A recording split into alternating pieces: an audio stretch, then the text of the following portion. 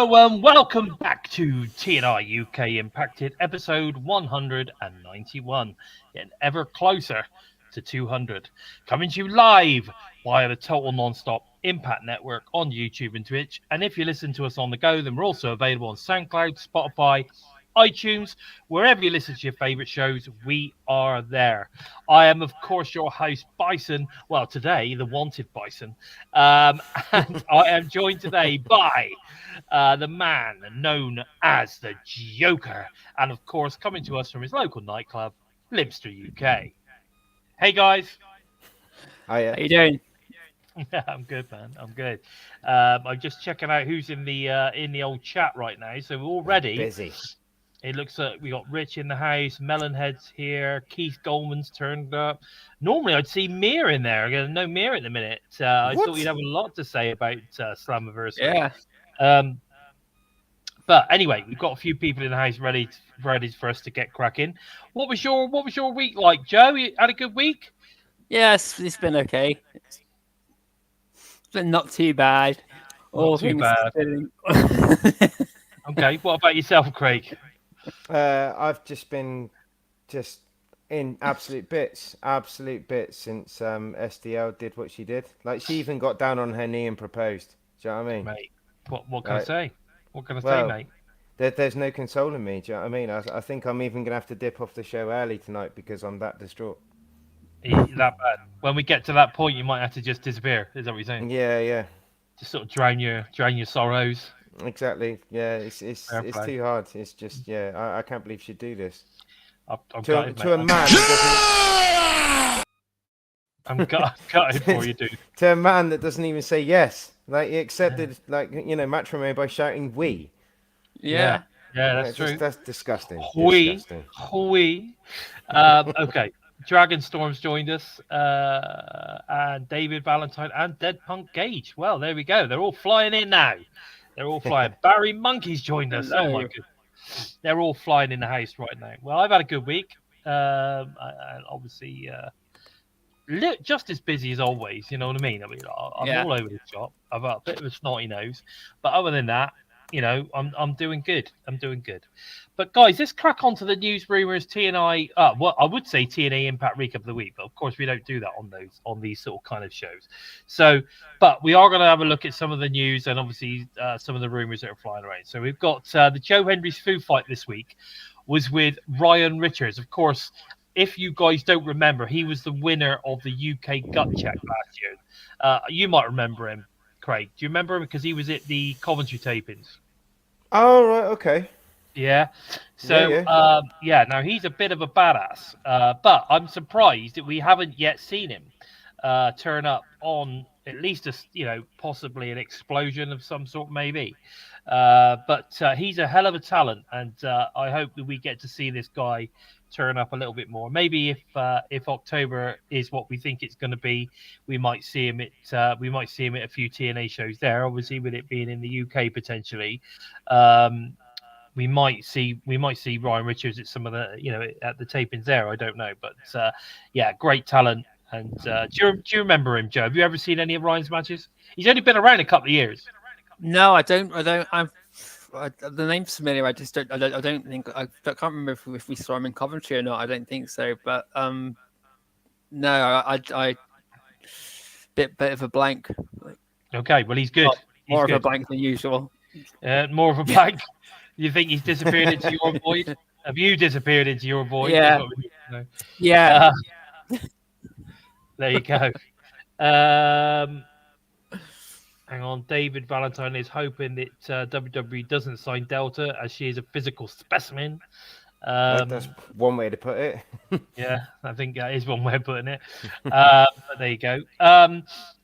There is an incredible photo gallery from Slammiversary on TNAWrestling.com. Have you guys seen it? No. No.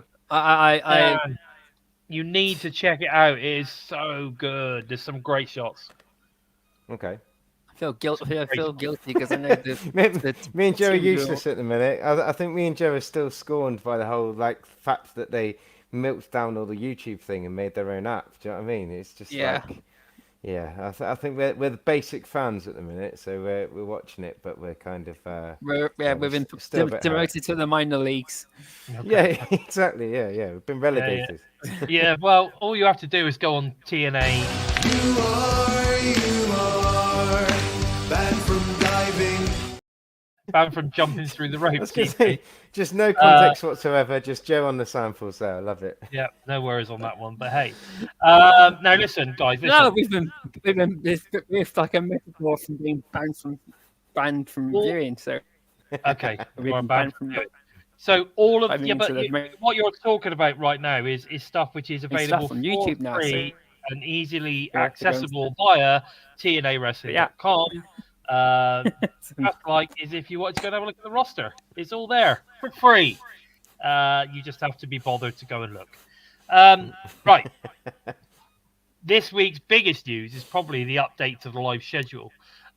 With Cleveland on September 13th and 14th been moved to San Antonio, Texas at the Bowen Center. Now that's going to include Victory Road, airing live on the Friday, and of course the Impact tapings the following day. This is interesting stuff because the Bowen Center is pretty big. I believe that's a 3K venue. So decent sized venue, that one. So maybe they're expecting a decent turnout in Texas and wasn't expecting a decent one in Cleveland. I don't know. Or maybe there was an issue with the Cleveland venue, so they've moved. I don't know. But either way, they are moving to San Antonio, Texas, at the Bowen Center for Victory Road on the 13th. And, of course, the Impact tape is on the 14th of September. Then the following day, then TNA makes its long-awaited return to, I don't know how to say it. Is it Fayetteville? Fayetteville? Yeah, do. North Carolina on Friday and Saturday. Now this is interesting because that's then bypassing October. We head into November 8th and 9th at the Crown Arena. Now the date for the tickets are on sale for that one will be announced in the coming weeks. Center stage in Atlanta, Georgia on December 13th and 14th. That includes Final Resolution. That one's going to be airing live. Obviously TNA Plus on that Friday night. And then the shows in Louisville, August 30th, 31st at Spartansburg, SC, September 27th, 28th. They all go on sale. TNAWrestling.com starting at 8 p.m. There you go. So they're all going to go on sale August 30th. No, let me get this right. I don't know. Anyway, they're all on sale soon. So go and check that one out on the events page of TNAWrestling.com. When they become available, you get buying those tickets because, we need to see lots and lots of fans in these arenas right now. However, the biggest news coming out of this is we still have no dates for October, which also, of course, includes BFG. What the fuck is going on, boys? What is going on? I'm the same. I'm a bit pissed off about it, to be fair, because I've got other events and that coming up, like towards it's kind of like the business end of the year coming up, you know. So I've got places that I want to be and stuff like that, and like it's putting that money aside as well, because like Coventry wasn't cheap, was it? So. With it being like a pay-per-view and an actual big event, I can see it being pretty steep on those tickets. I'm not going to want to miss it, but like at the same time, I might not have funds available, Yeah, I'm the same. Loads of events, and God knows what else is going on, but I know one thing, I'm not going to be missing it either way. So, I mean, I know it's coming up, and I will do whatever it needs to work around whatever I need to get front row. If it's going to happen at BFG, I'm going to be there, no matter what. I mean, that is TNA have never brought a pay-per-view to the UK, and I ain't fucking missing it. Simple as that. Yeah. However, right, the fact that we still have not got confirmation that they're coming to the UK, we've still not got confirmation of what events are going on or where BFG is going to be, is getting on my proverbial tits right now. Left tits out. Left tits will be coming out very soon if we don't get a date for this. And it's difficult because I've got a few things which I do know, but at the same time, they're not fully confirmed until TNA announce it. You know, I just know what I've been told, which could be true, but could be a load of bollocks. So I'm not going to say anything. But, you know, fingers crossed it happens. And, you know, Hey, thank you very much. It comes down, really. Thank you very much, Hounds of Wrestling. I really, really appreciate that. Well, we really appreciate that. It's fantastic. Welcome on board, man. Zach's here as well, by the way. Zach's turned up. Antonio Baker's turned up. Yeah. Mir's turned up. Hello, Mir. Thanks for joining us, buddy. Who else have we got going on? Hang on. Somerset Slammer is in the house. Dragonstorm's here.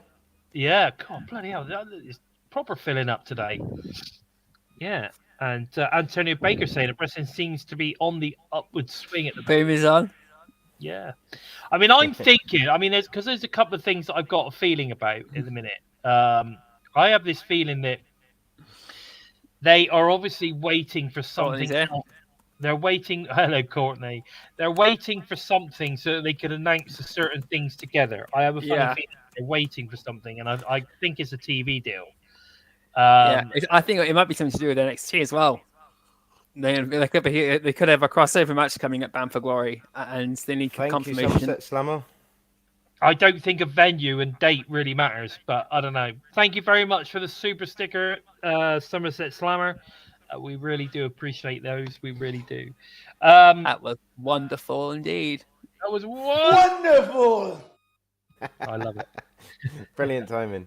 But it's just frustrating because, like you say, you know, there's people that, you know, it's only a couple of months away now.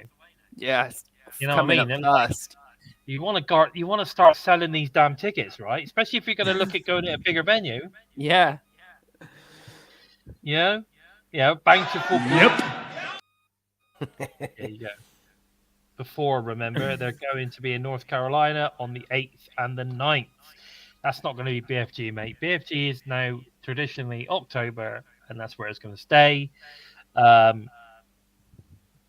what I feel, anyway. But anyway, guys, listen. Let's have a chat about NXT TNA. NXT TNA, as we now affectionately call it. Joe Hendry will bring his world famous live in-ring concert to night one of the Great American Bash next Tuesday on WWE NXT. The Rascals reunion tour rolls on as they competed in the main event following their victory over No Quarter Catch Crew at Slammiversary. Trey McGraw, Zachary Wentz, and of course Wesley, or as affectionately known Dez, battled Axiom. That's the Nathan Fraser and Javon Evans. Are those guys English? Because they sound English. In the Big Six-man tag team match, Zachary Wentz pinned one half of the NXT tag team champions, Axiom, to score a victory for the Rascals. Now, I want to talk about this a little bit, right? Because when we were talking about, like, you know, these sort of kind of like relationships and stuff, it certainly seems like the WWE or NXT side of this relationship don't seem worried about letting us win on their show. Yeah. That's like the second week running that the Rascals have won, isn't it? Definitely. You've had Joe Hendry pinning people. Jordan Grace has pinned someone. So they don't, and of course the Rascals also beat No Quarter Catch Crew as well at Slammiversary. There certainly seems to be no worry about allowing our talent to go over theirs. Definitely, you know, it's a proper working relationship. It's what everyone wanted to see from AEW and TNA during the pandemic, basically. There you go. I'm not disagreeing with you. I think you're probably right. Shawn Michaels and Triple H have got their big boy pants on. Tony Khan had his little kitty nappy on. No, he was just too scared. He was just scared all the time, and still is, to allow his wrestlers to lose. Oh no, Tony Khan's saying he wants to do a deal with WWE now. Saying he wants to do a big crossover promotion with them now. Oh yeah, I saw it. Why is that? Why is that? All of a sudden, interesting. Yeah. You know, there you go. And you're right, Keith. I think it's a way better thing. It's a very much more mutual thing going on. That's for sure. And exactly, mate, it's good storytelling, J-Bone. Exactly, 100% right. And that's, you can't just have you can't just go, oh, let's just lose every single match. It's not. It's good storytelling, and I'm sure it'll lead to some big match where we do get some losing or whatever. Like, I'd be very surprised if the Rascals, for instance, beat the NXT tag champs. I'll be surprised, but I'm sure it's going to lead to a match. But who knows? David Valentine is saying that AEW reportedly signed a very lucrative contract with WBW. Well, actually, it's been released today that they didn't sign anything yet. And it's still all. I'd love to see Bobby Lashley and MVP back in TNA. That would be so good. Right. Bobby Lashley would be fantastic back in TNA. Say whose name? Say whose name? Say whose name? We're not saying I believe in Joe Hendry. Oh, S. You did it. I love you, Who's S, by the way? Who's S? Nice to see you, though. I've not seen you before. Is this a friend of yours, Craig? I've no idea, but thank you very much. I like that one. The day TK works, what's that? The day TK works WWE is the day that Limpster starts listening to the Beatles. I didn't even know that was a thing, to be honest. It'll be a glorious day that day. It'll be wonderful. You reckon? Yeah. So you know who S is, Craig? Come on, help us out. I'm trying to look. I can't quite make the picture out. Craig knows who I am. See if that's helpful. I'm really having a good look here. Nah. Yeah. No. Is it? I don't know. Text me, whoever it is. Text me, and I'll give you a proper informed shout out. Mr. Pie. It's Lord Pie. Lord Pie. Yes, Who's he Lord is. Pie? He's well known in the Devon area. He's very high up, very respected human being. He's done really? a lot for the area. Yeah, he's actually quite a big deal. Is that right? Yeah, he's quite an advocate of the Devonshire area, and he's a big fan of what's his name, Joe Hendry. That's the one. Oh, right. Yeah, I thought you were going to say he's definitely a big believes. fan of the Bison. That's what you were going to say. No, big fan of Joe Hendry. Definitely, Okay. definitely that guy. When we say Don't say his name again, for God's sake. Why is that? I believe in Joe Hendry. Nice. Bro and sis forever. Who's, Yeah. I don't know who that That's is. your boomer. That's your child. Oh, is it? Yeah, she said hi to you earlier. You couldn't see the message. She said hi, Dad. I missed that one. I'm sorry, sweetheart. Well, I did send her the link. Bro and sis forever. Oh, that's lovely. I bet that's not about the boy. I bet that's not about my boy, though. But anyway, glad to see you here, my lovely. I better watch my P's and Q's. I believe in Joe Hendry. Right, she hates it. I sing it to her constantly. Well, I picked her up earlier in the car, and I just keep singing it. Like, she's putting her hands on her ears, like, oh my God, no. You know the song's available on Spotify, right? You could just have it on loop. Yeah. That'd be amazing. I should do that from now on. You should definitely do that. No, look at her, look. No. Oh bless. Right, okay. So let's talk about the sold out Slammiversary. It happened this weekend in Montreal. We kicked off with a countdown. It was the 4-way knockouts match, which we did talk about. We were like a bit like, well, what the hell's Fabi Apache doing in this? We could have like Savannah Evans or someone like that in there. But anyway, Fabi Apache was in this match. So we had Xia Brookside versus Fabi Apache versus Tasha Steelz versus Giselle Shaw. Great match. Should I tell you who absolutely impressed me in this match the most? Xia Brookside was brilliant. Yes.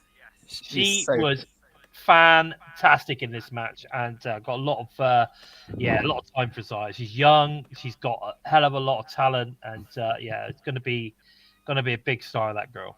But it was funny enough, it was Tasha Steelz dressed like Cruella de Vil who Yeah, pinned, but that was brilliant. That costume was absolutely brilliant. who pins Zaya Brookside, funny enough, to pick up the victory.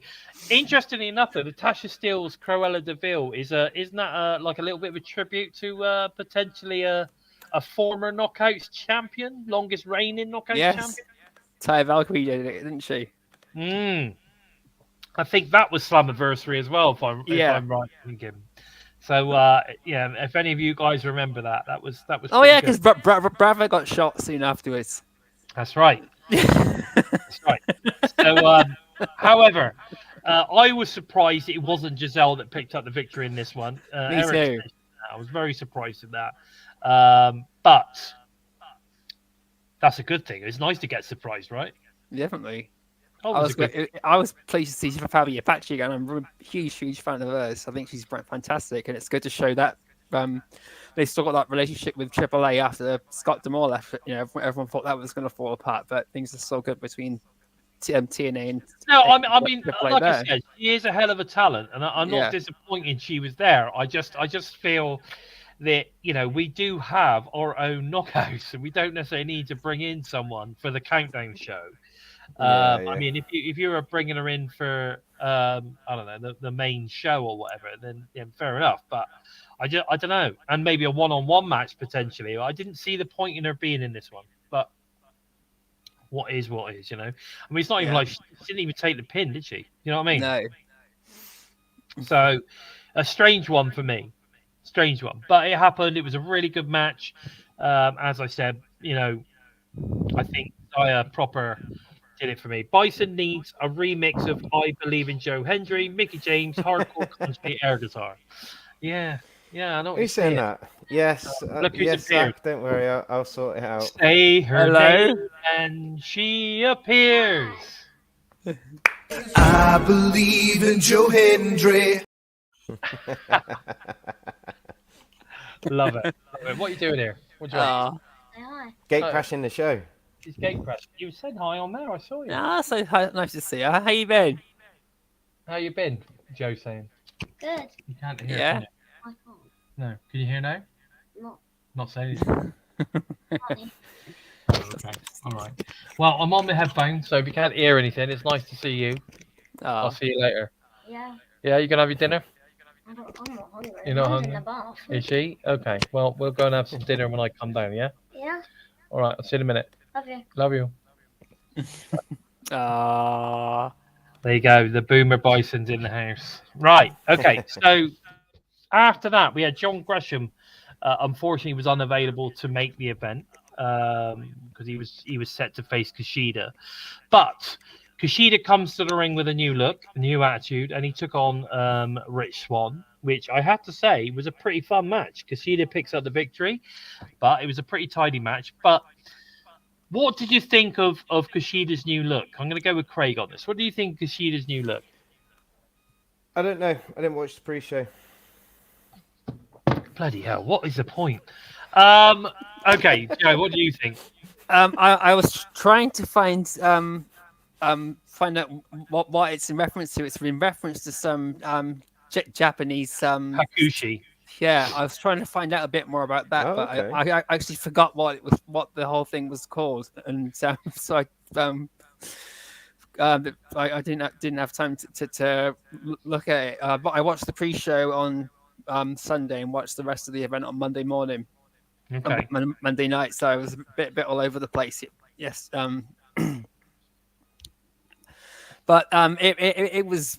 I think if this carries on, it's a great way to change the character while he's going through this whole rivalry with Jonathan Gresham. Jonathan Gresham's disguised himself behind the mask now, and it's basically what Kushida's doing. From what I can see, I saw a lot of people on the comments on YouTube and Facebook saying that he's just copying something done off with WWE, and but it's a Japanese myth thing, when Albert came back and fucking tattoos all over him to develop Lord Tensai, that wasn't an original character.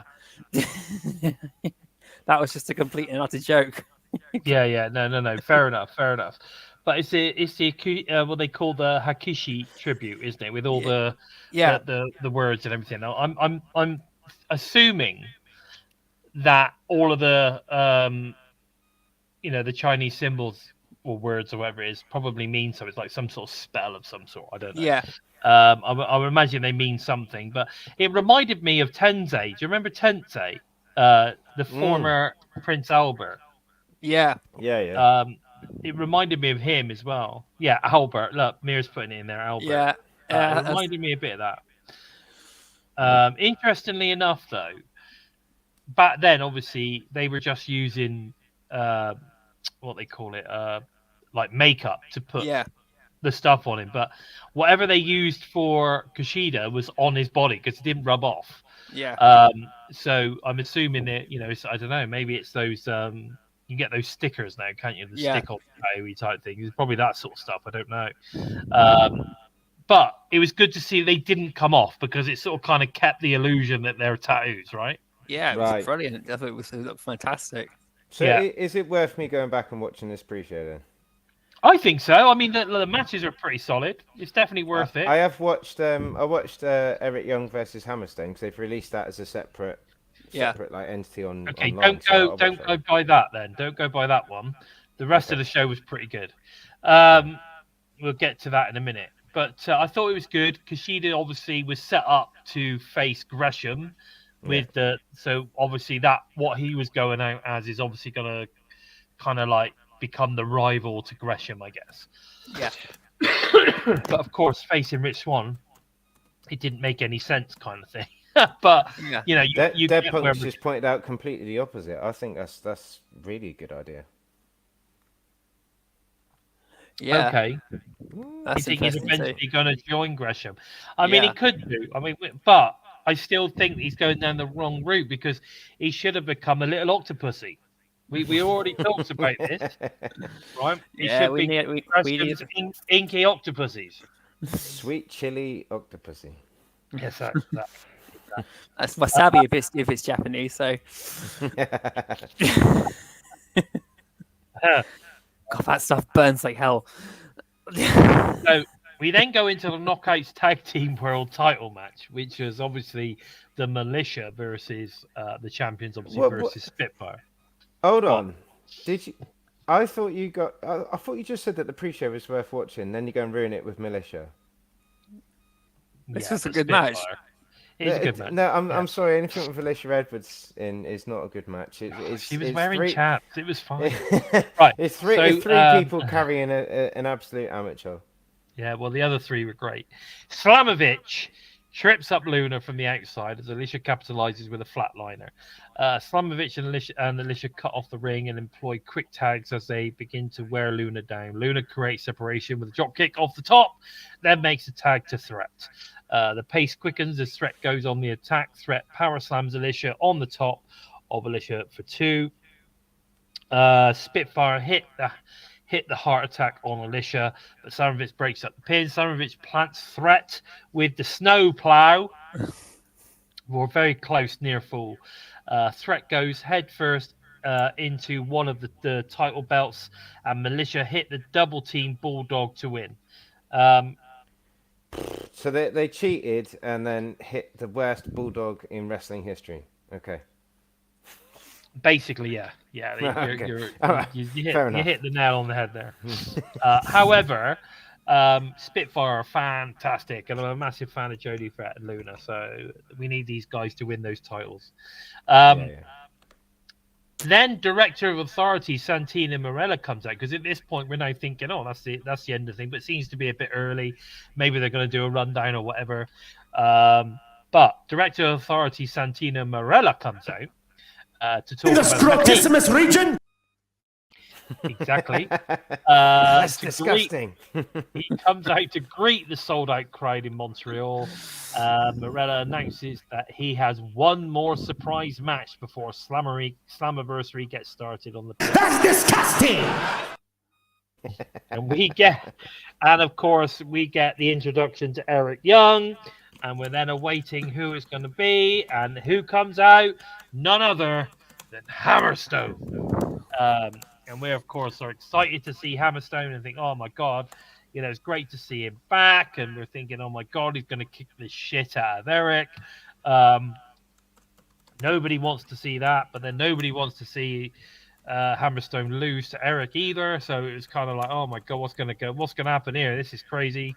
But this is what went down. I mean, Hammerstone makes his return from injury as he battles TNA original and Canada's own Eric Young. Hammerstone leaps off the top rope with a drop kick, which was pretty epic. Amazing drop kick. Yeah, Hammerstone is in total control as he puts his strength on display. Young fights back with a series of right hands, followed by a discus lariat. Young is headed to the top of his signature elbow drop, but Hammerstone cuts him off. Young bites Hammerstone, then successfully connects with the elbow drop for 2. Young fights off the torture rack, then rolls him up for a 3. The schoolboy. I mean, it was a schoolboy. Yeah, right. No, it's just classic. It's just technical wrestling. Eric Young defeats Hammerstone with a schoolboy roll up. Right now, bollocks, mate. There's your review right there. That's it. This is terrible booking. And I'm calling it right now the way it is. Terrible booking.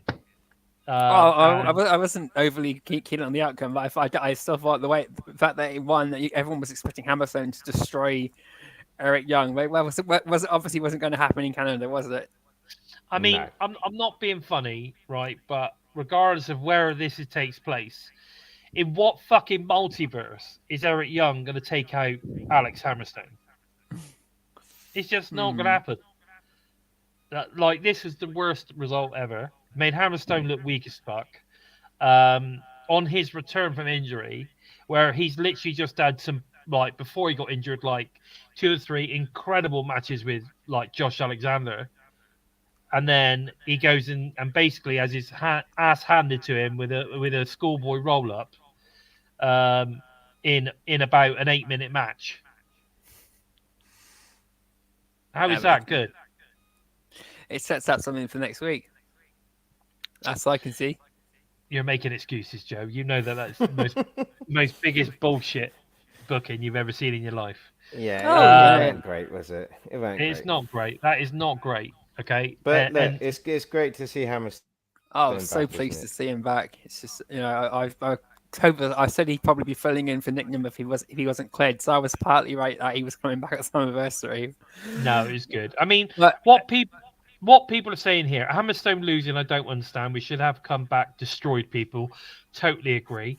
A part of me thinks that they had other surprises, but things got ruined by the airline's travel because this match seemed very last minute. I agree, it did.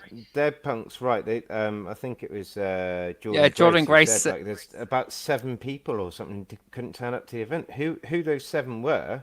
Like, we know, like, maybe 1 or 2, but like, you know, her match, like, you know, you're going to mention it later, obviously, but like her match, maybe there was going to be a surprise entrant there. Yeah. You know, so you know, we've had to change off the cuff to a sold out crowd, and we still pulled off an absolute banger of a show.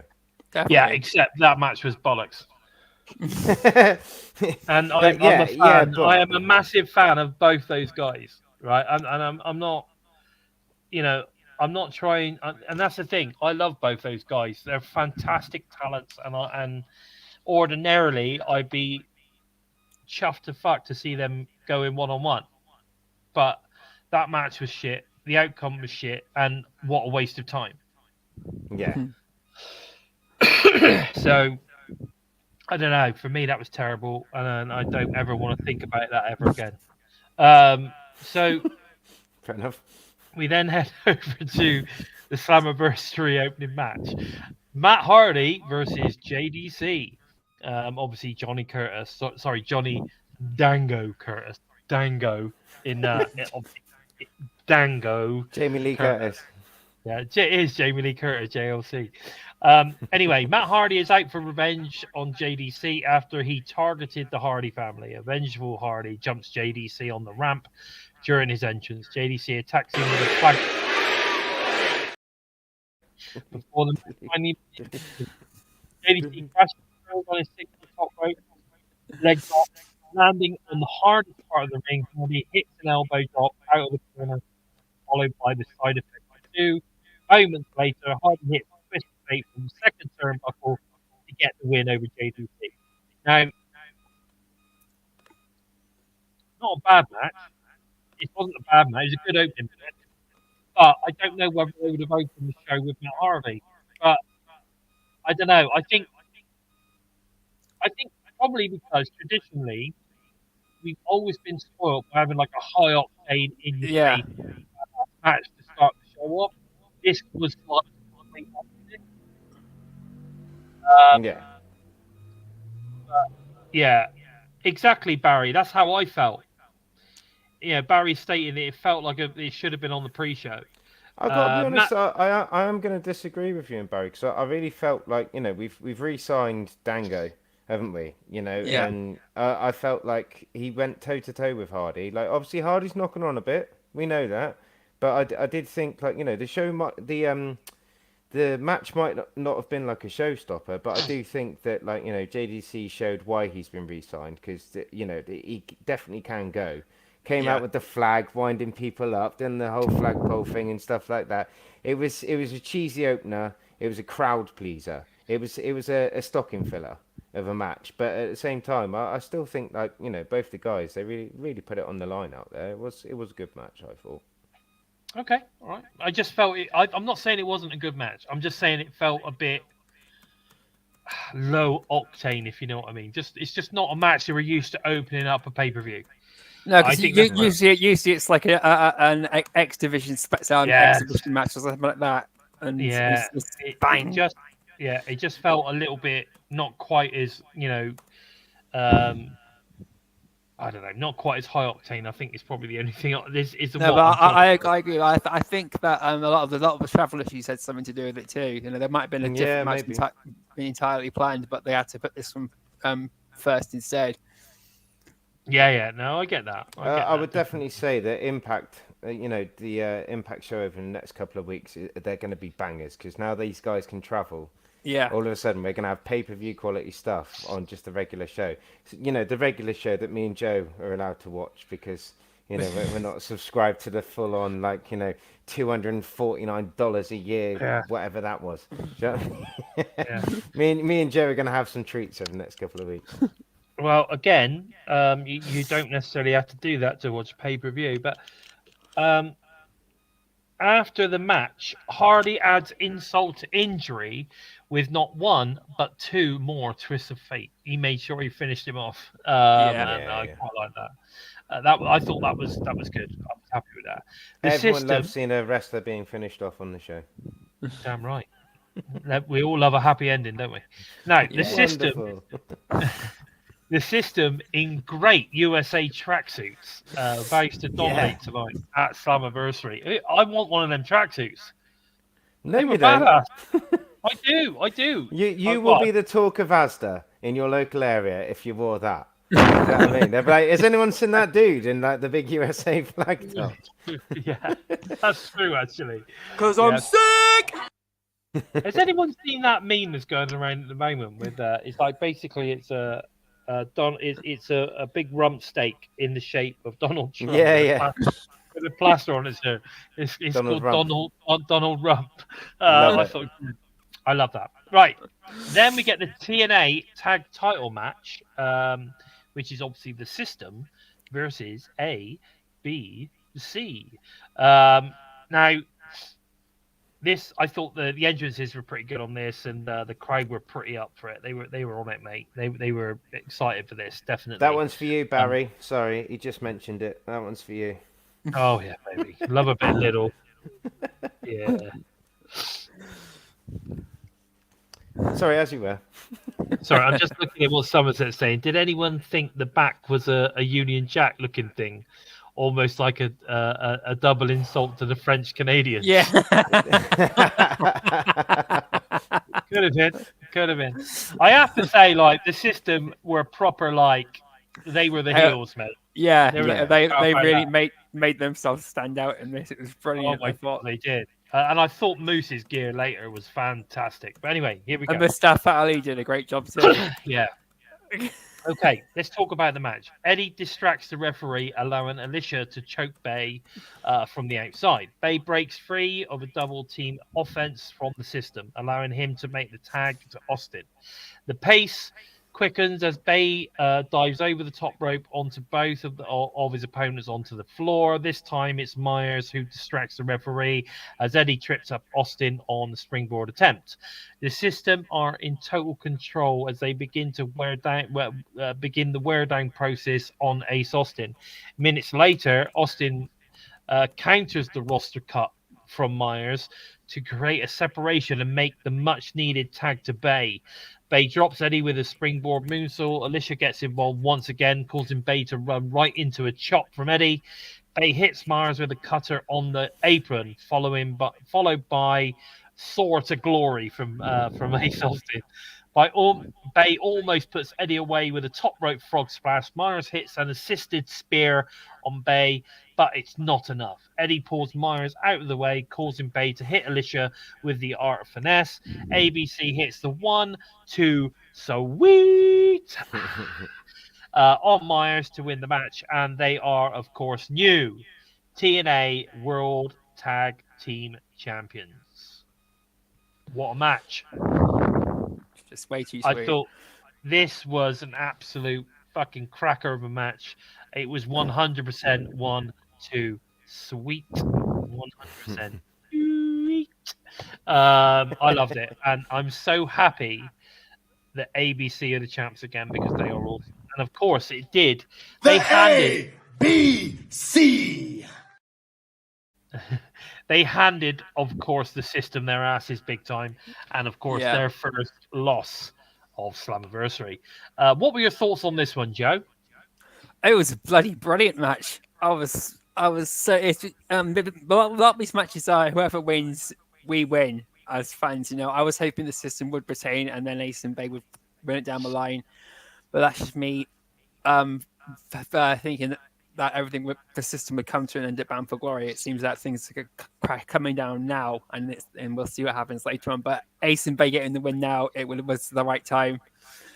The match was incredible. It really this felt like that big match that you would kick off Slammiversary with. And that's what I mean. This is the sort of match would have been a great kickoff. But I don't know. Carry on. It was just an incredible match. The double team offenses there. You can see Ace and Bay and Eddie Edwards and Brian Myers just bounced off each other so well. It was just a perfectly choreographed match. I thought so. I really enjoyed it. Did you enjoy this one, Craig? Oh, I'm totally with Joe. Do you know what I mean? Like, one of the things that we've got to take away from this as well is that we have new TNA Tag Team Champions, and I don't know if anyone's realised, we are kind of in the same bed as WWE NXT at the moment. So can you imagine what it's going to be like for people in NXT or, you know, viewers of WWE who aren't aware of Ace and Bay? Do you know what I mean? Like, have we not got two of the greatest current talents in wrestling wearing our belts who are going to go over there, maybe challenge someone, you know, a tag team of theirs, and they're going to be like, Jesus Christ, you know, who are these guys? They, like, you know, I'm so happy, you know, taking it, like, you know, away from, you know, kayfabe and stuff like that, but I'm so happy for these two talents to get that kind of exposure because they really deserve it. Like, you know, I'm sure Joe agrees with me in the sense that, like, Ace should have got that world title shot that time. Do you know what I mean? He should have been the youngest champion, you know, and he hasn't had that. But, you know, he's stuck around. He's still TNA through and through and stuff. And Bay and Ace, they really deserve those flowers. They've gone to Japan and smashed it. Honestly, these guys really deserve it. And I couldn't be happier for them. They are the true champs. They are fantastic. And I think all three of us are over the moon that they are back on top of the tag division. I think we've got some great matches to come. And who knows, maybe they could turn up on NXT in the coming months. Would be cool to see. Definitely. Now, Gia Miller then interviews Speedball Mike Bailey, who vows to become the new X Division champion when he challenges Mustafa Ali tonight. So we Right, got a little. sorry promo. guys. I've just got it's SDL. She's calling me live right now. I'm gonna have to go. Okay, mate. Okay. No, Yeah. I have really got to go, but I'll see you guys next week. Catch you later. Okay, Alright, buddy. see you later. Peace out. Bye. Take care. Take Cheers, care. man. Bye. So we then carry on. We got Mike Santana versus Jake Something. Now, Something dives over the top rope, colliding with Santana on the floor. Moments later, Santana takes to the sky and he leaps up to the top and hits the rolling senton to the outside. Back in the ring, Something regains control with a strong Irish rip into the corner. Yeah, what was it? Santana hits a pinpoint kick at the back of the head, followed by the rolling buck 50 for 2. Santana connects with the running cannonball in the corner. Can you imagine that dude? He's massive. He's got one of the best 250-pound cannonballs. Can you Alongside imagine that Lady landing Frost on and you? Crazy Steve, he's got one of the most impressive cannonballs I've ever seen. Yeah, it was good. But can you imagine him landing on you? I just couldn't. Yeah, that would hurt like fuck. That's like me jumping into someone. It was just still, it was still not enough to keep Something down. Something connects with a thunderous sit-up powerbomb for a near fall of his own. Santana picks him off the top with a German suplex. Both men exchange strikes, with Santana gaining the upper hand off the clothesline. Something powers out at 1, but Santana hits the spin and block to win. Another outstanding match. Outstanding. Good evening, Gibster. And you're right, Somerset. You're 100% right. Anyway, I saw that. That's a bit harsh. He's got it's a Zoom call or something. He's proper business. He's doing some business, mate. He's doing some business. He's getting hits out for PCO. There you go. He's setting the hitman. He's setting the hitman. You know, I forgot his name there. Bret Hart. Yeah. He's getting the hitman onto PCO, get him sorted. But I thought it was great. Good to see Gibster, by the way. Did I mention Gibster? Good to see you, buddy. Thanks for joining us. But what a match. Santana, I'm sorry, but he's awesome. Jake Something is awesome. You know, as I've always said, Jake Something reminds me of a throwback to Harley Race. I absolutely love Jake Something, but Mike Santana is the dog's bollocks, mate. He's great. I love him. What did you think on this one? This was really, really incredible. It was. I feel so sorry for Jake Something because he was getting this push and now he's on another losing streak, which is really, really frustrating. But Santana is going to be like one of the guys to go for Nick Nemeth now, so I can see that coming pretty quickly. Potentially we could see that happen. But this was an incredible match. It was taking nothing away from either of them. It was so hard hitting and so fast as well. You know, even Tom Hartman was talking about, you know, Santana was like half the size he was, and he's just turned his life around completely over the last 6 years or so, and he's just made himself into an absolute beast. You wouldn't have thought Santana would be taking on someone like Jake Something and lifting him up like he could if you saw him back when LAX were in there up against OVE and the Deaners. Yeah, it's just incredible. Definitely. I like I said, I mean, you know, Jake Something is a hell of a specimen himself, but you know, Mike Santana, absolutely incredible. I love him. So on his first run TNA, Barry thought that Jake Something was average at best, but he's definitely improved. Yeah, he has. He's improved massively. He's fantastic wrestler.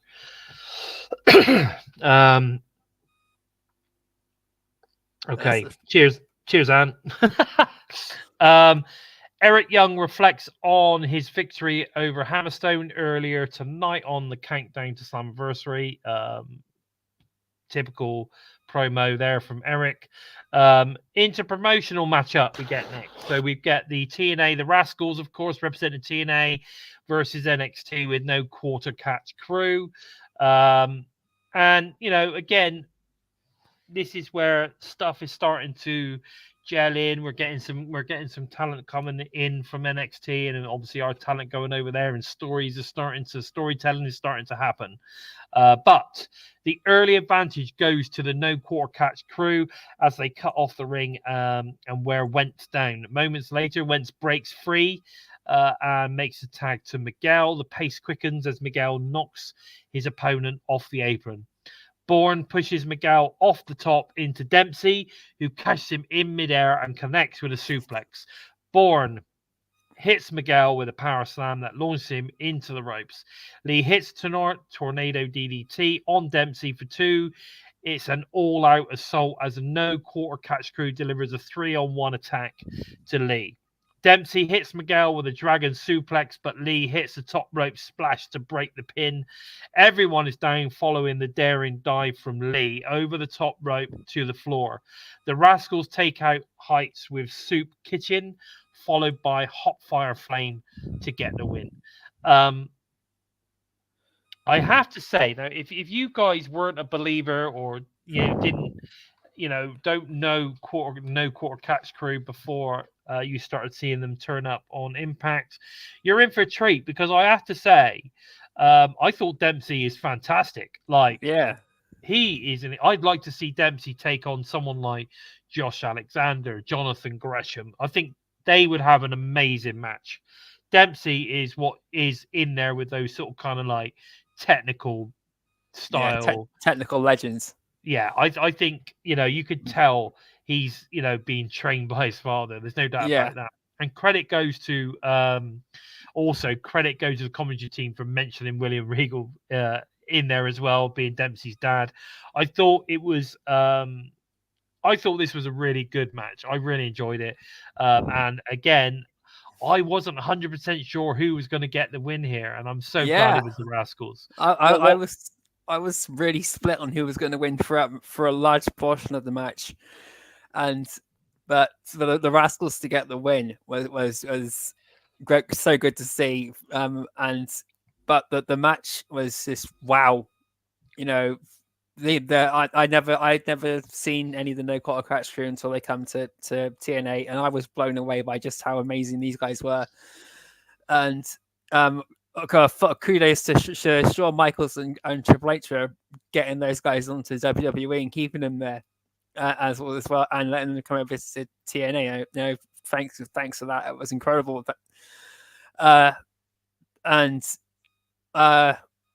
God, what can I say? To see the Hot Fire Flame again, that brought a tear to my eye. It was a happy tear. Every time when I've seen Wentz come back, the first thing that came to mind was the Ross's reaction when all 3 of them left, and everyone was really, really heartbroken. And just to see them all come back now, it's like everything going full circle. It's just so.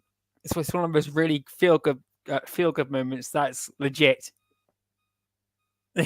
That you build up the Rascals thing. It was just so good.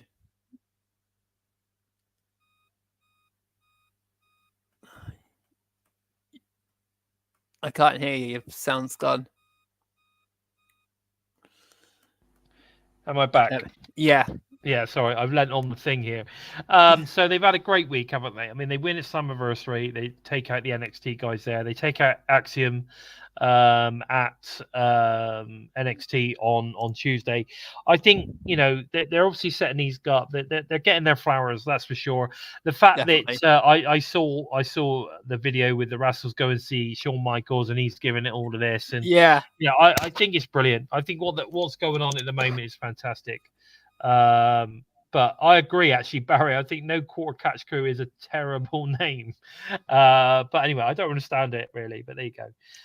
Now, before the next match begins, AJ Francis reveals footage of him and his allies taking out PCO earlier tonight. Francis demands that the referee declares him as the winner, but the lights go out and the Destro is here and to revive PCO. So now, the whole bringing him down from I thought was interesting. Reminiscent of that's proper old school. It clearly wasn't him though. Yeah. If you look at if you looked at the thing, it was one of those ones where he was underneath. Yeah. The whole illusion, the illusion box or whatever they call it. Yeah. But either way, it was cool. We loved it. The usual way of bringing him back. I think it was brilliant. Anyway, PCO is then reanimated, and off he goes to take on AJ Francis for the TNA Digital Media Championship, and of course the International Heavyweight Wrestling Championship as well. So this is how this one went down. AJ Francis versus PCO. PCO is in control following the deanimator, which he got in straight away, followed by a top rope PCO saw to the outside. PCO is going for the table, but Swan attacks him from behind. Francis smashes a steel trash can over the head of PCO. Francis hits Tennessee Whiskey in the corner. Francis drives a steel chair into PCO's sternum with an elbow drop. PCO turns the tide with a big clothesline. Francis hits PCO up in the electric chair and drops him back first onto a pile of chairs. Woo! It's back and forth as PCO sends him crashing through multiple tables at ringside. Out of nowhere, Josh Bishop. Now I'm not sure where this guy's from. Any idea? But he looks a badass. Yeah, I've never seen him before. I think Sami Callihan's got a bit of a history with him, given his reaction towards him earlier in the night. Yeah, definitely. Yeah, and Sammy's responses to it all on Twitter afterwards as well. He's saying, "I'm going to bust your fucking face in." Yeah, I saw that. Yeah. So Josh Bishop blindsides PCO with numerous steel chair shots. Sami Callihan tries to even the odds, but gets taken out by Swan, which was interesting. Yeah. Rhino is out next as he runs through Swan with exactly. PCO hits Francis with a choke slam into the chairs, followed by the PCO saw to win the match and become the new DMC and International Heavyweight Wrestling Champion. Awesome stuff. I thought this was full of storytelling. Some great stuff was going on from everybody. PCO was just on point. There was one bit where maybe AJ Francis should be banned through jumping through ropes as well. Maybe you are banned from diving. That's it. There's a bit where he runs. PCO's in the corner, and he literally runs at him to do a knee in the face, I think, and it completely misses, and he goes through the middle ropes and almost lands on the table as he takes out. I think one of his feet takes out the corner. Yes. But you are banned from diving. Yeah, banned from going through the ropes, banned from knees in the corner. I think it was just too much momentum when he hit him. To be honest, it was like it's like the cactus clothesline. You have so much momentum when you hit them, you just fall over the ropes. So it was just bad touch. Just shame that the table was there, so it just made it look like a complete and utter botch. But it was just just too much speed, too much power. It wasn't like it wasn't intentional. No, I agree. Eric's saying it was a good match. Congrats to PCO.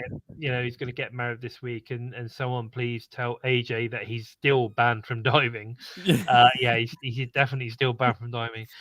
Norris was very impressed with Josh Bishop. He was in MLW for a little bit. He kind of looks a little bit like Psycho Sid. Yeah, he does actually. Yeah, I got those kind of vibes from him as well. Now, after the match, Steph DeLander comes down looking like Wednesday Addams, asks PCO to marry him, and he says, "Wee." Yeah. Anyway, so this was, I thought, like I said, I thought this was a really fun match. I enjoyed it a lot. Steph DeLander marrying PCO is like the icing on the cake, and I wish I was in the room when Craig saw this happen.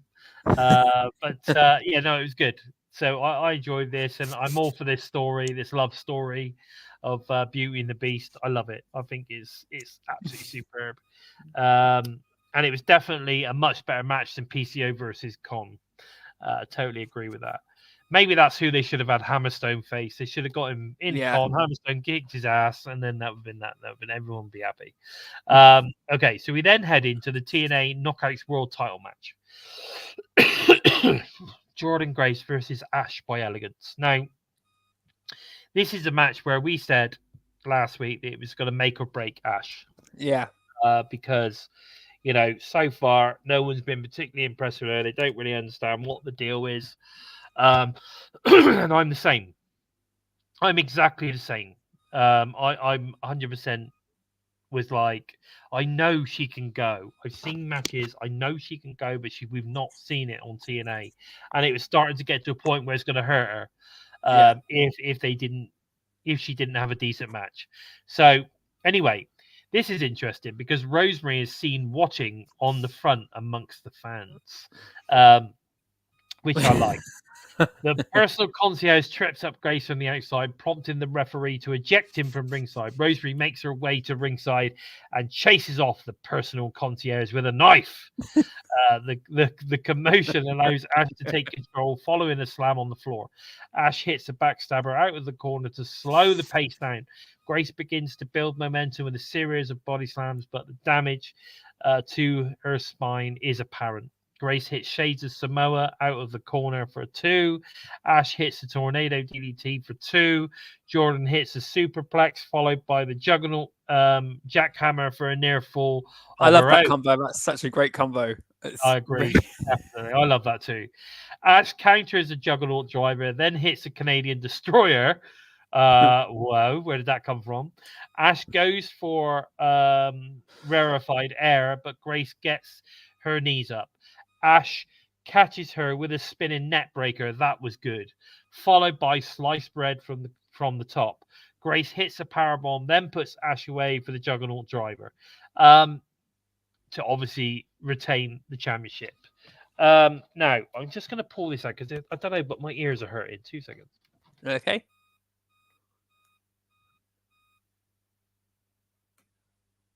He's just adjusting his headset for those on the listening. We are still here. Right, I'm back in, but I'm going on the other one now. All right. Yeah. So, yeah, I don't know why, but my headset's proper hurting my ears today. Might be the humidity. It's really humid. Yeah, that's true. It could be. It really could be. Yeah, definitely. Now, there you go. The only thing with Ash is she's been a boring character going back to being in the WWE. There you go, Antonio. I think you're right. Ash is a good wrestler. She just needs a better character.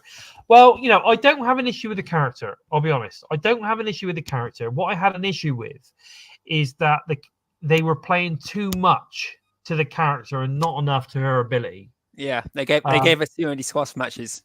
I think the whole. Well, not even, possibly, but it's the whole character-driven match for me. It was all more character-driven as opposed to ability-driven. Now, when we saw those initial interviews, her big thing was that she wanted to show the world what a great wrestler she was. She needed more time in the ring to show what she could do and all this kind of stuff. So she's done great from building a character, but now we've only really just got to see what she can do in the ring, right? I mean, we had a couple of matches where we started seeing it. Actually, maybe she's quite good. But then, I don't know, then they started to really push that character within the rest of the matches. And I thought it wasn't doing anything for her. Because it seemed to become more of a pantomime rather than necessarily a wrestling match. You know what I mean? Yeah. I got to points where I was skipping through the personal concierge, yabbering on, so we could just start the bloody match every time. That's how frustrating it got for me. So every time, Rosemary chased him out last week, I was cheering like fucking mad. And so when she did it again, it's interesting because I'm looking at some of the comments in here now. See, and lots of people were the same. They were surprised. They were shocked at how good she was. Now, I said to you last week, didn't I, in the preview? I said I hope that they let Ash go because I think I think she'll surprise a few people because I saw that match that she had in Australia and I'm like, why are we not seeing this person on TNA at the moment? We saw her at Slammiversary. Yeah, I think I'm hoping I'm hoping from now on, this is the type of Ash that we're going to get. Not so much character, more badass. Yeah. Or we just got to find a happy medium. I think that's what we've got to do. We've got to find that happy medium. And if they can do that, then she'll be fantastic. So fingers crossed.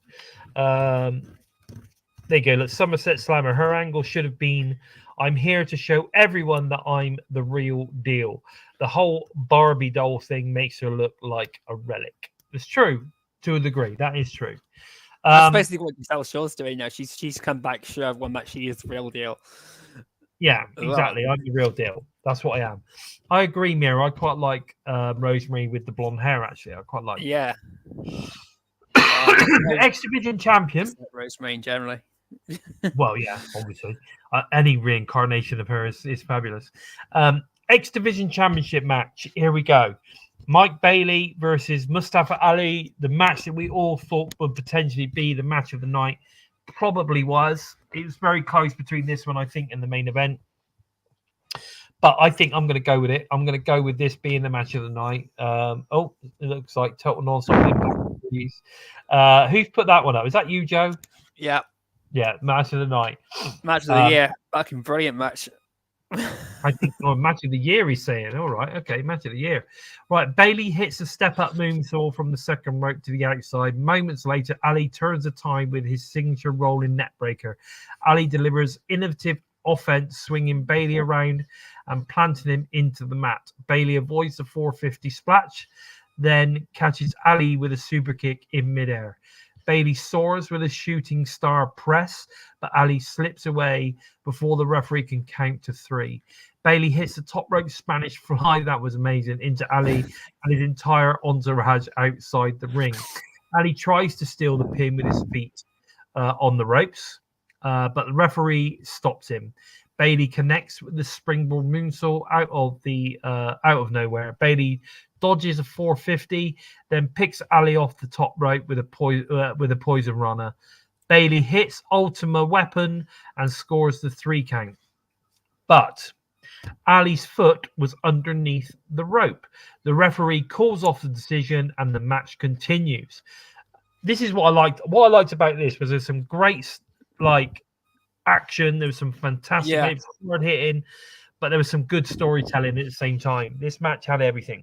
The referee calls off the decision on Bailey inadvertently takes out the referee. The Secret Service surrounds the ring, but Bailey takes them all out. Campaign Singh blindsides Bailey with the X Division title bout. Ali hits not 1 but 2 450 splashes. Trent Seven is dressed as one of the guards. More great storytelling, and stops the referee from counting to 3. Seven is laid out, and Ali signals to the back for another referee. TNA Hall of Famer Earl Hebnar makes his way to the ring. Takes him a little while, but he does get there. Ali locks in the sharpshooter, but Hebnar has a change of heart and refuses to screw Bailey. Now, it's Bailey who locks in the sharpshooter and forces Ali to submit. Brand spanking new X Division champion. We predicted this for weeks that Ali would take Mike Bailey would take out Mustafa Ali at Slammiversary.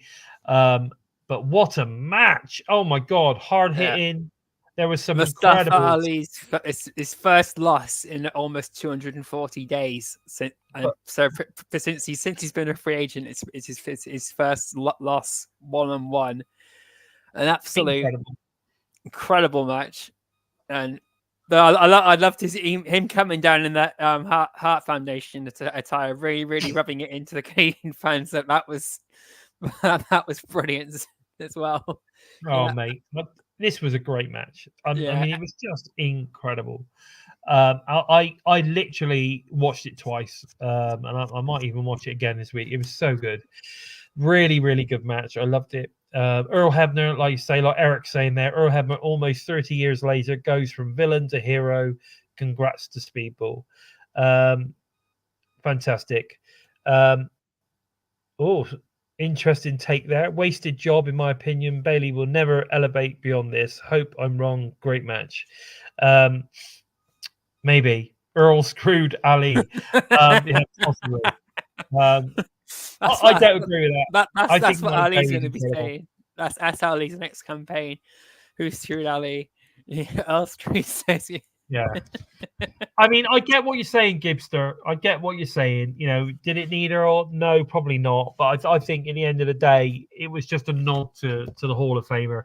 I can imagine they rang him up and was like, you know what, we're in Montreal. It would be cool if you were able to redeem yourself after 30 years. And he's like, yeah, man, I'm all for it. I think it would have been cool. He's clearly, his hips obviously been redone. He wasn't walking great. I mean, he's pretty old, dude.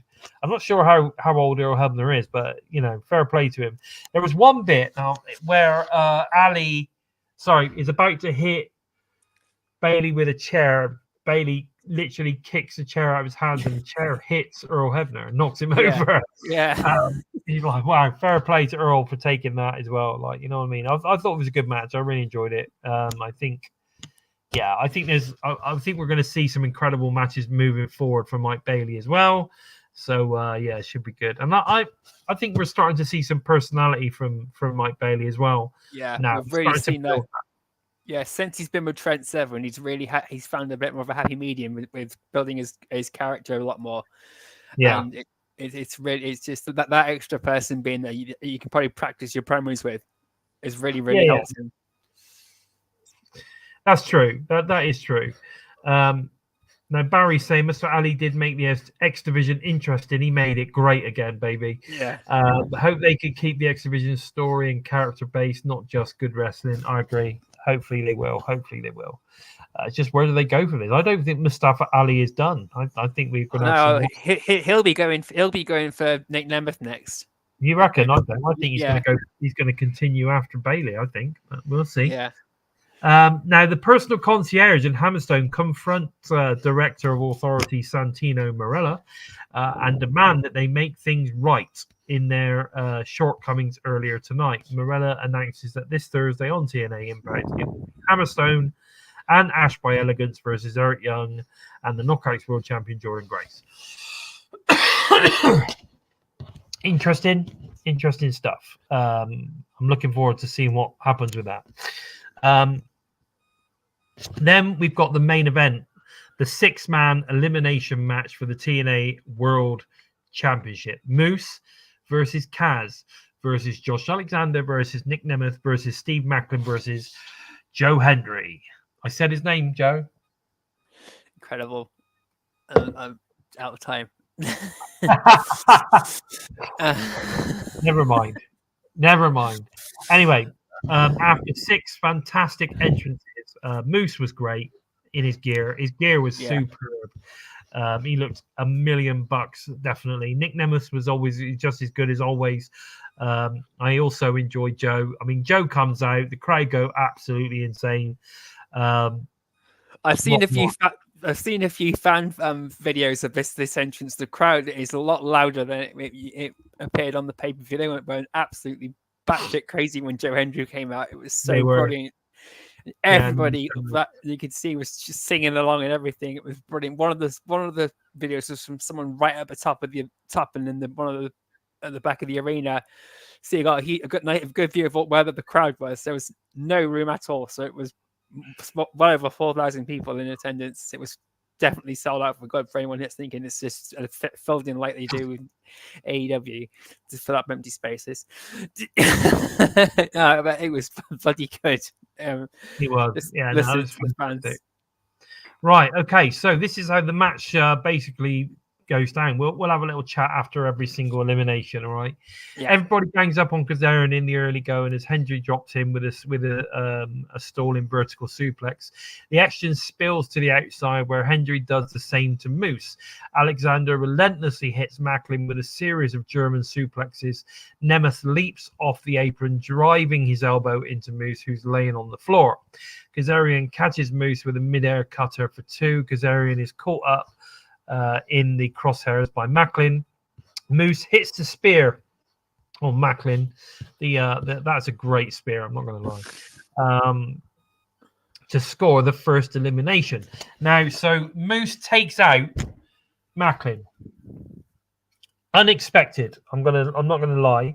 Not that it was Moose that took him out. I was just surprised that Macklin went first. Yeah. I thought, I'll be honest, I thought it was going to be Kaz. But anyway, Moose gets the first elimination. Steve Macklin goes. What did you think on that? I was really gutted to see Steve Macklin go first. I was. It's like he's always he's not he's like it's like Jake something. He's been booked in some brilliant matches, but he's always coming up at the wrong side, or he's a little bit short.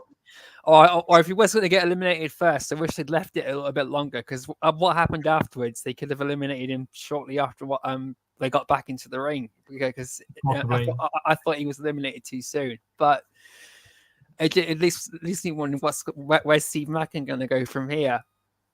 More than anything, it's interesting. I mean, when you see that he's for some reason he's facing Cody Deaner on Thursday, so there you go. Right, Moose hits a thunderous powerbomb on Hendry, followed by a buckle bomb to Nemeth. Moose connects with a superplex to Alexander. Hendry brawls up the ramp with Kazarian. The rest of the field joins them as Moose hits a back body drop to Alexander. Nemeth super kicks Kazarian off the stage through the table below. Whoa. Back in the ring, Hendry hits Moose with a cutter for a very close near fall. Alexander rushes Hendry, but in receiving the end, rushes Hendry, but in the receiving end of a fall-away slam. Moose spears Alexander and Nemeth. Hendry clothesline Moose, followed by the standing ovation to eliminate the TNA World Champion, Moose. Yeah. That again, totally shocked. I thought we were going to end up with Moose. Yeah. In the last week. Hendry made well at this point. Okay, no matter what happens after this, Hendry looks strong. Definitely. Right. So at this point now, they've made Hendry look strong. So they don't need. It doesn't matter what happens now. They've made him look strong. He's just literally eliminated the champ. Yeah. One thing you can say, like you said, he's eliminated the champion. So will that make him now like one of the top contenders for the world title if after Moose invokes his rematch? You know, and that all of that was going through my head straight away. Joe Hendry was the right person to eliminate Moose I just didn't expect it, or I expected someone to eliminate Hendry. If someone was going to eliminate Moose, then Joe Hendry was the right person to do it. I was just pleased with the decision. I was just surprised it happened so quickly, and I thought it was going to come down to Moose versus Mackin or Kazarian. Now, next has to be the biggest shock of the match. Yeah. Right. Alexander delivers a shocking low blow to Joe Hendry. Alexander hits a C4 spike to eliminate Joe Hendry. Wow.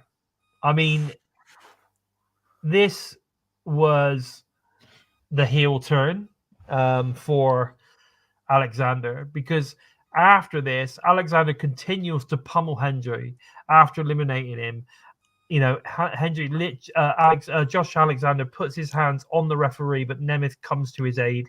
Yeah. Nemeth super kicks Alexander for the elimination. Okay, so after Josh is going crazy, he's shouting at Hendry, calling him a joke, saying that he's the fucking heart and soul of TNA, not him. He's a joke, blah blah blah, and all this kind of stuff. He was just basically going off on one big time, and then Nemeth comes along and super kicks him to eliminate him. It was like, there you go, see you later.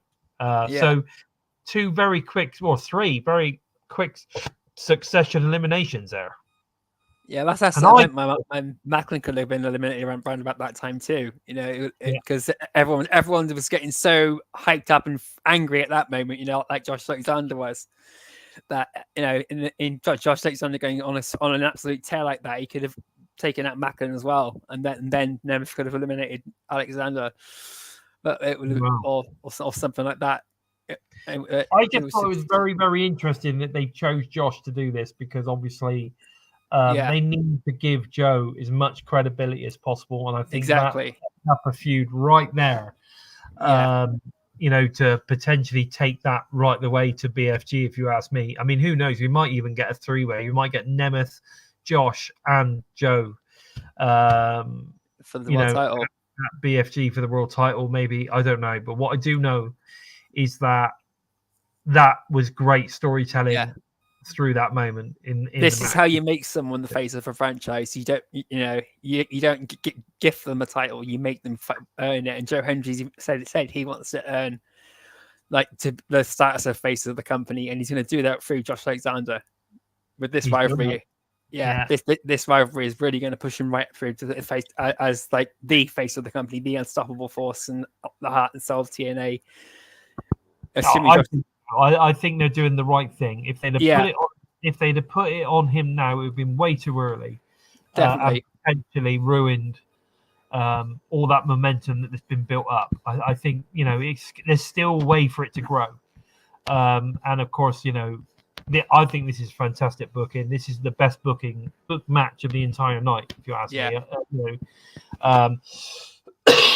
Was it the best actual match? Probably not, because I think Ali and Mike Bailey pretty much nipped that. But I think the way this has been booked is fantastic. Now, we are now down to the final two. So we've got Kazarian versus Nick Nemeth. So that's where we're at the moment. So anyway, after recovering from being launched off the earlier, Kazarian immediately spikes Nemeth with a fade to black. Kazarian locks in the chicken wing, but Nemeth fights free. Nemeth hits a super kick for 2. Nemeth hits another super kick, followed by the danger zone to win the match and the TNA World Championship. Now,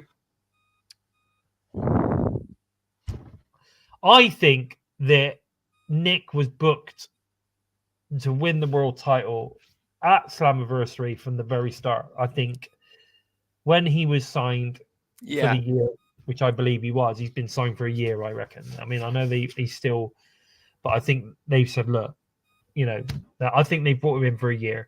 You don't put a title on someone without knowing that they're going to be able to hold it for a little while. Definitely. And I think it was always destined to win at Slammiversary. I think there was a bit of doubt, which is why they held off until Thursday to do that. That recorded thing that he was definitely going to be there and all that kind of stuff. I think it's fantastic. But good to see Nick Nemeth champion. He is the biggest star on the roster. There is no doubt about that. There is an argument, obviously, for Joe Hendry being over at the moment, probably one of the most over wrestlers in the world at the moment. But for the last 20 years, Dolph Ziggler, Nick Nemeth has been one of the go-to stars. He's been one of the best, one of the best pro wrestlers in the world, one of the most well-known, whether it be Dolph Ziggler or Nick Nemeth now, whatever. He is a fantastic talent, and he deserves all the flowers he's getting right now that he didn't necessarily get in WWE, but he's certainly getting it now. I love this match! I mean, it's like Eric Isaac's just saying, he's now a Triple Crown winner if you think about it. I mean, he's got New Japan Pro Wrestling, AAA, and now TNA. So the dude is on fire. But the next thing we get after the match is obviously Ryan Nemeth, ABC, Jordan Grace, PCO, and Steph DeLander all join Nick in the ring as he celebrates his monumental victory. And then, of course, Slammiversary goes off the air. What are your thoughts at the end of the show? What are your thoughts? Let's give us your you've watched Slammiversary, you've watched the whole 4 hours, including the countdown. Yeah. What is your synopsis or your big takeaway from Slammiversary 2024?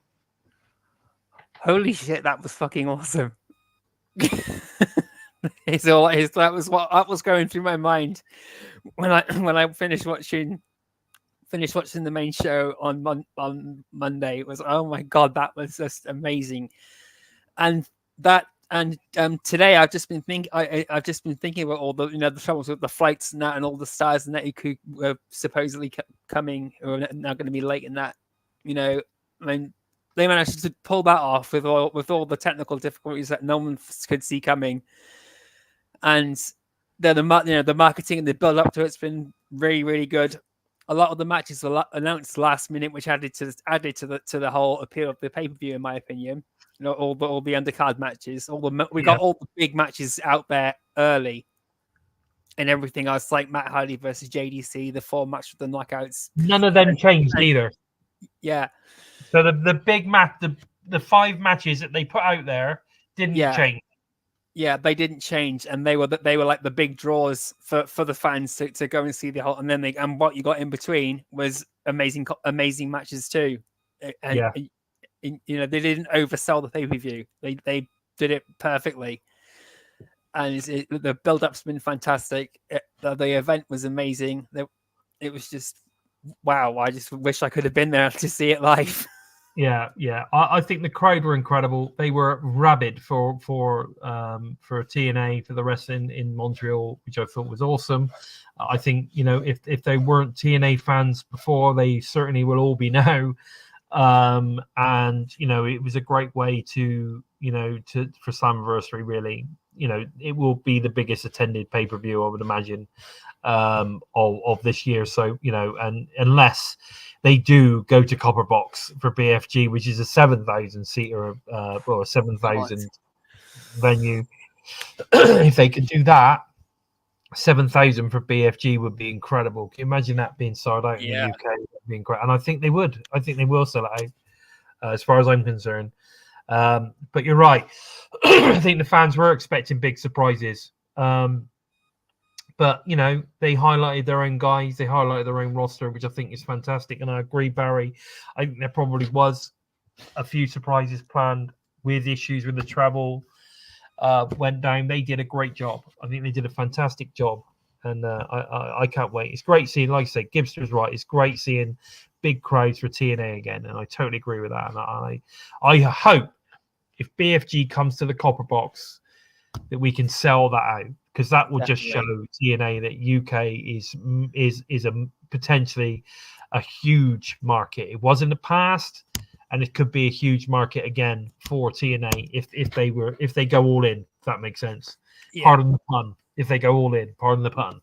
I'm hoping that's what's going to happen for October, but we'll see. Right. TNA Impact this Thursday. The fallout, obviously, from Slammiversary. We're going to kick off with TNA World Champ Nick Nemeth. He's going to kick off Impact.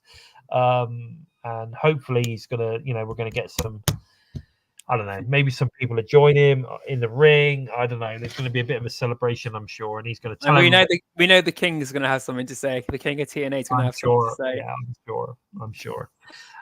We've also going to get Matt Hardy and ABC versus the System and of course JDC, because don't forget he's not officially part of the System yet. Yeah, JDC. So that should be interesting. We've also got the matchup that was made at Slammiversary, Jordan Grace and EY versus Ash by Elegance and Hammerstone. I'm looking forward to this one. That could be good. That could definitely be good. Josh Alexander also speaks on his shocking actions at Slammiversary. What do you think a proper heel promo from Josh Alexander is going to be? Oh, did you not see what he posted out on Twitter earlier today? No. Jet asked him why did he do that, and what happened? Why is everyone booing you? And Josh Alexander told him what he did. And then Jet got all upset, and Alexander said, "No, it's going to be fun. It's going to be fun." And he said, "No," but Jet wasn't crying because he was upset by Joe Hendry lost. He was crying because he believed in Josh Alexander. Oh, I didn't see that. Yeah, that kind of emotional, that feedback from your family, that is going to be a great thing to use in this storyline. It's like Josh was like, you could say, my family wasn't seeing me as the star that everyone else is. You're not seeing me as the star that I am. You're all going to this guy who's just a fucking clown. He's a complete joke. And we actually got some real life almost input from that from Josh Alexander sharing that, and he shared it around in a heel manner, and Sammy Callahan shared it around too. It's like just saying that he said that Jet is fucking brutal. That's true. That is true. Okay, I'm gonna go check it out in a bit. I'm gonna go check it out. we've also got AJ Francis versus Sami Callihan. So AJ definitely getting a lot of ring time, isn't he? Definitely. So interesting, that one. Steve Macklin versus Cody Deaner. No idea. Random for me. Very random. But I'm sure we'll find out how that came about somehow. Now, Kay Gorgilo Milwelli. I don't know. Sorry, dude. He's a little bit sad that Joe didn't win. Why not strike when the iron is hot? Looks like NXT is doing a better job of putting Hendry over than TNA. I totally disagree. Yeah. I think it's exactly the right thing to do. Yeah, exactly the right. This is how you build someone to be the face of the company. You know, they did it with. Build them. Yeah, they did it with Josh. They did it with Eddie Edwards. You know, you make them fight their way to the top and make them the face of the franchise and the heart and the soul of the company. Exactly. Totally agree. But Samir suggesting that Josh Alexander interrupts Joe Hendry at the concert. Who knows? You know, he could do on NXT. Ethan Page could also step in. Here you go. Look, if he tells the truth, i.e., I become the top guy by having great matches, and you sing karaoke songs and tell lame jokes, then it will be great. Yeah, I agree. Yeah, that's the kind of thing where I'm expecting to see from Josh. He's just going to be basically brutally honest. Yeah, I agree. I think it's going to be great, and then that's going to force Joe to be a badass wrestler. Yeah, and then you're going to see that side of Joe even more, which is what we need to see. Yeah, we saw some of it in this match as well. You know, in the main event, he was when he's really going full blown. He goes. You can see he's got that, and Josh is going to bring out of him a lot more. I think so, and I think that's exactly why they're setting this up. Yeah, we need to see that Joe Hendry is more than just a gimmick. Yeah, he is an actual credible badass potential world champion. So we'll see. Okay, but guys, that is pretty much all we got time for this week. Also, if you want to show your support for TNI UK teams, please feel free to super sticker us or head over to prowrestlingtees.com, Total Nonstop Impact, for some great t-shirts, or head over to the exclusive Spreadshirt merch store. Links are, of course, below. All TNI shows are available for all you listen on the Go fans and audio only via SoundCloud, Spotify, iTunes, wherever you list your favorite shows, we are there. Now, where can we find you on the socials, Joe? You can follow me on Twitter at JOK empty space, or you can jump onto YouTube, Facebook, or Twitter, or X, or whatever Elon Musk is calling his little world now, by following hashtag empty space, hashtag into the void, or if you fancy to tickle your taste buds and your sense of humor, hashtag daily giggle. But approach with an open mind, you just might keep your sanity. Sanity. I thought I better say that. As Craig is not here, I better say it. If you want to follow TNI on the socials, you can follow us everywhere on @WeTalkImpact. Of course, that would be obviously on the Instagram, on the Facebook, on the Twitter, wherever you find, on X, wherever it is. @WeTalkImpact is what you need to put in, and you'll find us there. Make sure you give us a follow on all of the social medias. Find me @LordBison45 on the X. That's pretty much where you'll find me. If you manage to find me on Facebook, then please say hello. But you never know. You never know. You might struggle, but you might not. I don't know. Some people have found me. Let's put it that way. But if you're interested in following the Bison's journey in his fitness and other bits and bobs that he does, you can find me on TikTok @BisonByDesign. Go and check me out on that one. But guys, listen, please take the time to help us out moving up the rankings on YouTube by giving us a thumbs up. And if you're new to us and you like what you see, then please consider hitting that subscribe button.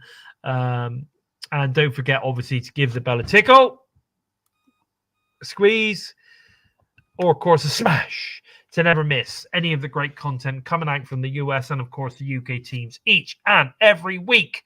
And what do we do here? We talk TNA. That's what we do. everything is about TNA. So if you love TNA and you love Impact and you love NXT, then this is the channel for you guys. Make sure you come and check out Impacted or check out the US teams, TNI-UK, TNI. Everything we do is based on TNA, and of course we try and be as positive as we can, unless obviously they give us bullshit matches like Eric Young versus Hammerstone. But other than that, we are very, very positive about TNA, and if that's what you like, then make sure you subscribe. Hit the bell to never miss any of it. With all that said, I have of course been Bison, and he has been of course the Joker. And earlier we had LimpstarUK as well. And this has been episode 191 of Impacted. Take care, everyone. Take care, guys.